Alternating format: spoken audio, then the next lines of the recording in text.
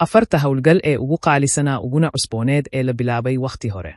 Sahaminta hawada sare aad ayay uga badan tahay wax kasta oo qof naga mid ah uu mala awaalay. Laakiin waxa kale oo ay la timaadaa qiimo aad u xun oo balaayiin dollar ku kacaya.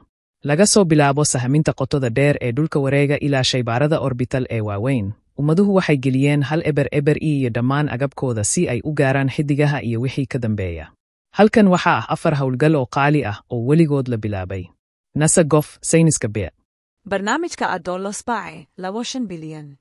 Hadafyada Project Apollo aad ayay uga fogaayeen, waxa qof walba uu malayn karo. Apollo waxay ahayd dayax gacmeed 3 qaybood ah oo ka kooban qaybta taliska qaybta shaqaalaha iyo qaybta xakamaynta duulimaadka, qaybta adeega Howlgalkan wuxuu ka dhashay dagaalkii qaboobaa iyo ballantii madaxweynaha Maraykanka John F. Kennedy ee ahaa inuu nin ku soo dejiyo dayaxa. Sida ku cad warbixinta qarashkeeda la sheegay, waxaa lagu qiyaasaa ku dhowaad 2 bilyan. Hubble Space Telescope, 1 bilyan.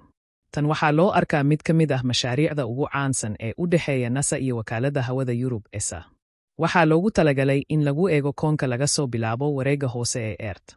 Waxay samaysay in ka badan 5 milyan oo indho-indhayn, waxaana lagu soo xigtay dhowr waraaqood oo cilmi baaris ah iyo qalab waxbarasho. Waxay ahayd dhaxal sugaha James Webb Telescope, waxaana loo yaqaanaa inuu sawiro muuqaal cad oo dhulka ah iyo walxaha kale ee koofiska ah. Barnaamijka gaadiidka hawada sare, 1.3 bilyan. Kani waxa uu ahaa dayax gacmeedkii NASA ee dib loo isticmaali karo oo dib u bilaabay 1981, waxaanu maray soo degistiisii u dambaysay ee 2.11.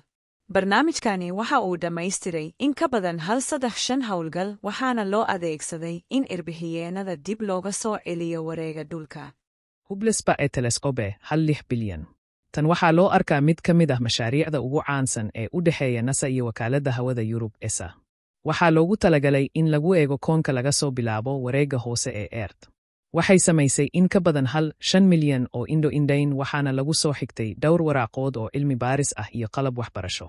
Waxay ahayd dhaxal sugaha James Webb Telescope, waxaana loo yaqaanaa inuu sawiro muuqaal cad oo dhulka ah iyo walxaha kale ee koofiska ah.